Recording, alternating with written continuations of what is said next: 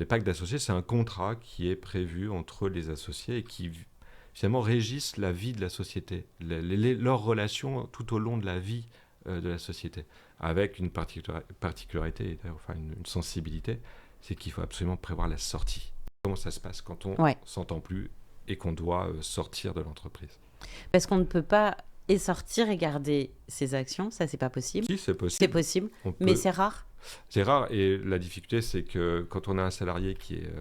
après tout dépend de la situation, mais si on a un salarié qui est mécontent, qui reste associé de l'entreprise, c'est-à-dire qu'à chaque fois qu'on a une assemblée générale, à chaque fois qu'il se passe un événement au sein de la société, on a quelqu'un qui vient mettre un peu un grain de sable. Oui, qui est un vrai détracteur dans un certain nombre de décisions à prendre. Ça, je pense qu'il faut aussi l'anticiper. Ça peut jouer sur la vision de l'entreprise, ça peut jouer sur aussi la bonne entente entre les actionnaires.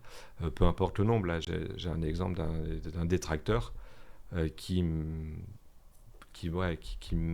un peu qui monte des actionnaires les uns contre les autres. Et ça, pour le coup, ça va à l'encontre d'une vision positive de l'entreprise et d'un développement positif. On ne peut pas dire à un actionnaire, si rien n'est prévu, faut que tu dégages, faut que tu partes. L'actionnaire, on ne peut pas lui retirer ses parts si ce n'est pas prévu dans les statuts et surtout dans le pacte. Il faut vraiment faire attention à ces points-là.